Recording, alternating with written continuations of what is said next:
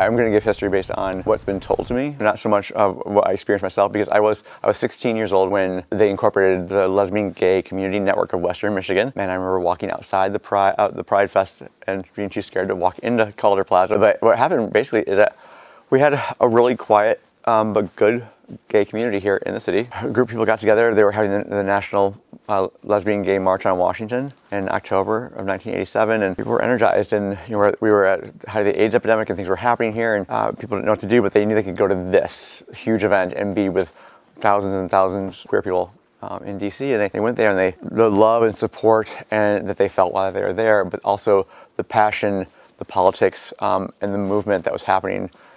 They were like, we have to bring this energy back to Grand Rapids. And by May, they had gotten together. They found a person who had an office space on Division Avenue, and they got together and they incorporated the Lesbian Gay Community Network of Western Michigan. Within like 3 or 4 months of coming back from that, they got the people together.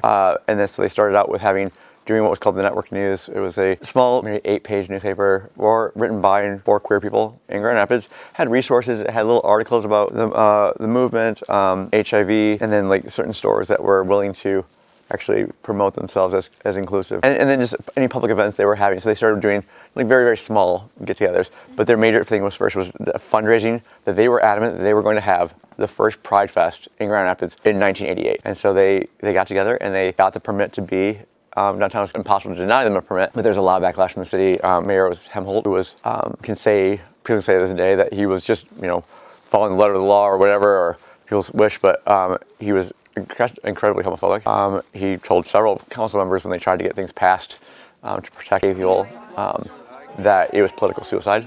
Not try it. He refused to recognize the day. But they got together and they had a great Pride Festival. But they went to Hemholt and said, we'd like you to declare the Gay Pride Day in Grand Rapids. And he absolutely refused to see them, actually. And Jeff Swanson literally barged into his office and pushed open the door and went out there and smacked it on his desk and told him that he has to sign it, and refused. And so they read the proclamation from the stage. There's a total attendance all day long of 901 people. And then, so they started just doing that. And then doing, a lot of stuff was focused around, again, HIV and, women's nights and rights and things like that.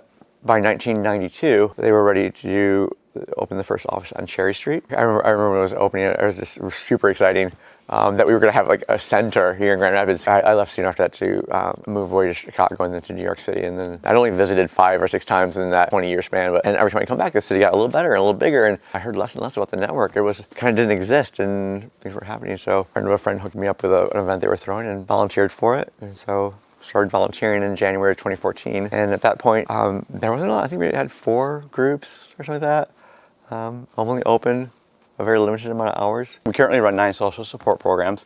6 of them happen here in the center, and then 3 happen at, one happens at different locations throughout the city. For our family group, they meet at different places on the weekends, and then our people of color group meets at HQ, and our parents group meets at Trinity United Methodist Church. It happens the same night as the youth group, and you can't have 45 13-year-olds running around this building and expect the parents to have any place to talk privately.